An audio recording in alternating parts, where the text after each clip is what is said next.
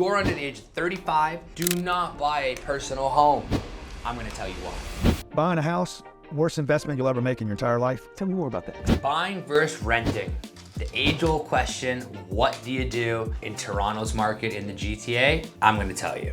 So we can all agree real estate's a great investment, right? We know you can make property. We know it's a long game. It's not a short game. I'm gonna give you something that most people are not gonna tell you, especially being a real estate agent. If you're under the age of 35, do not purchase a personal home. If you are single, you don't have kids, even if it's you and a partner. Now, yes, there's options. You're gonna say, Nick, well, I gotta get into the market. I gotta get in there somehow. Yeah, you're probably right. But you gotta look at where our prices are and where your budget's gonna get you. What I always do, and this was a statement that I never fully understood for a while, was rent where you wanna live, buy where you want to invest. So I'm not saying don't invest in real estate, but what I am saying is if you're trying to live the fast hustle lifestyle where you're gonna be in a condo, right, and you wanna be downtown Toronto, rent that condo. Rental rates are at some really great prices right now, and what you would pay to rent that condo versus buy that and own that condo, probably still gonna be a $500 to $1,000 difference depending on how much you put down. You gotta take three things into consideration. Number one, what's my lifestyle? Do I wanna go on 3-4 vacations a year? Am I trying to invest in outside properties? Am I trying to invest in general? Do I have anything I'm saving for? Am I on a fixed income, commission income, sales income? Do I know exactly what my numbers are gonna be? That's gonna be the first thing you wanna determine for your lifestyle. Number two is gonna be location. Right now, to rent in Toronto, if you want a 1-bedroom condo with parking, you can rent for $2,200 to $2,400 and you can be in the location you want. It's gonna be a 1-bed. To purchase that same condo, probably gonna be in the $500 to $550 range. You gotta consider right now where the markets are at. Right now, our condo market, you're probably still gonna see it go down a little bit further. Probably you're looking at a 3 to 5 year horizon until we start to see some things pick up. So you gotta understand, where am I gonna be in the next 3 to 5 years?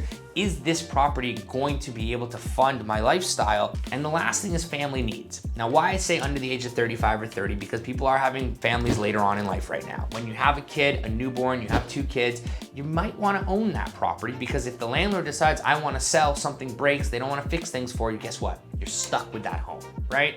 And now that all of a sudden they need to sell for money, you need to move your family, you need to find another spot. So that's why I say right now, it just depends on where you are in life, the location you wanna live, and what your family and personal needs are. Why I say that is I'm gonna give you an example of what I did. I wanted to live in Toronto. When I used to live down in Liberty Village, I rented a condo, cost me about $2,300, $2,400.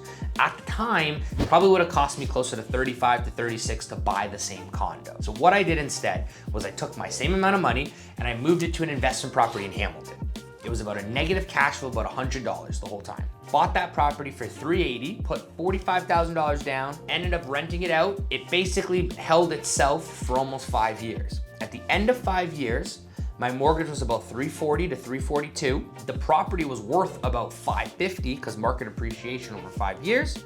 So that 40 grand that I invested originally now turned into almost 150 plus in equity, plus the 40 back. I now had almost $200,000 as a new down payment somewhere if I wanted to use it, let's say. I ended up refinancing the property and using the money elsewhere.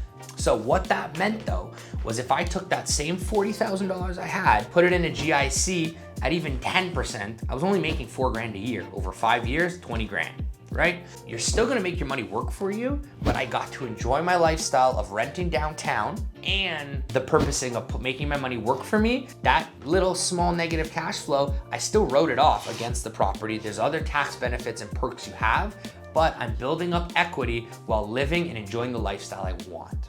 I'm Nick Crozier with Crozier Realty. We service the GTA West, the Etobicoke regions out to Hamilton there. We are in the top 1% of the real estate board, and this sounds like something, and you have the money for a down payment somewhere, and you're really not sure what to do right now, hit the link below. We can set up a call and analyze your situation to see if it makes more sense to buy an investment property versus a personal home yourself.